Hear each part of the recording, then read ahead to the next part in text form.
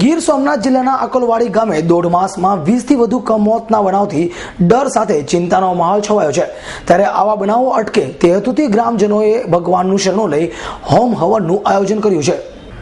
આ છે ગીર સોમનાથ જિલ્લાના તાલાલા તાલુકાનું અકોલવાડી ગામ।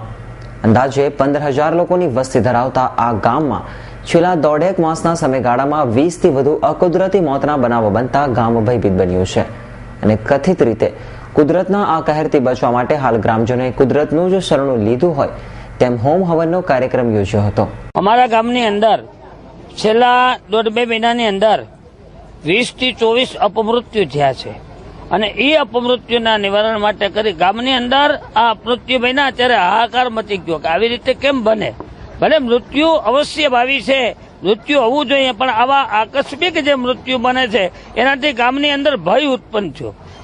એ મૃત્યુના નિવારણ માટે જે વેદોની અંદર કહેલું છે કે મૃત્યુંજય સ્મરે, મૃત્યુને નિવારણ કરવાનો જે દેવ હોય ને તો મહાદેવ છે અને એ મહાદેવને પ્રસન્ન કરવા માટે કરી અને અમે આજે 1.25 લાખ મૃત્યુંજય જપ વિધાન તેમજ લઘુરુદ્ર યજ્ઞ એ અમે કરીએ છીએ। ગામનો સહકાર છે અને એવી અમે પ્રાર્થના કરીએ છીએ કે અમારા ગામની અંદર હવે ભગવાન મહાદેવની કૃપાથી આવા અપમૃત્યુ ન બને।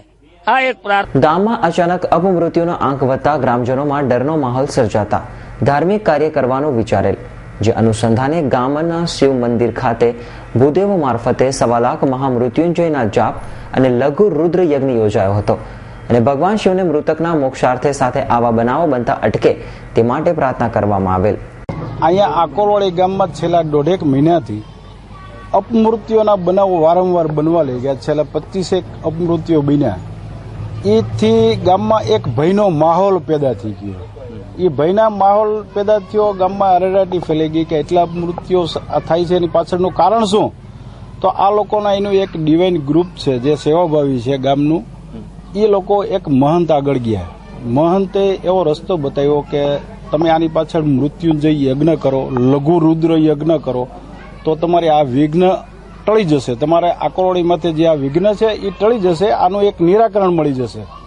એટલે આ લોકોએ નક્કી કર્યું કે આપણે અને ભૂદેવો સાથે મળી, ગામના સરપંચ, ડિવાઇન ગ્રુપ બધાએ સાથે મળીને મહામૃત્યુંજય યજ્ઞ, 1.25 લાખ મૃત્યુંજય જાપ જપવાના, લઘુ રુદ્ર યજ્ઞ અને બધું બહુ સારી રીતે આયોજન કર્યું છે। વૈસે યજ્ઞથી અમે એક જ ગામમાં શાંતિનો માહોલ થાય અને કોઈ અપમૃત્યુ, જે કુદરતી મૃત્યુ છે એ તો કોઈ ટાળી શકવાનું નથી, પણ અપમૃત્યુ બને છે એ બંધ થાય, એ ભગવાન પાસે અમે પ્રાર્થના કરીએ છીએ। મોતનો ડર ભલભલાને ડરાવી દે તે વાત ગીર સોમનાથ જિલ્લાના અકોલવાડી ગામે હાલ તો જોવા મળી રહી છે અને આવા અકુદરતી મોતના સિલસિલાને અટકાવવા માટે હોમ હવનના કાર્યો હાથ ધર્યા છે, પરંતુ આ કાર્યથી મોતનો સિલસિલો અટકે છે કે કેમ તે જોવું રહ્યું। Dinesh ગામવા, S9 news, Gir Somnath.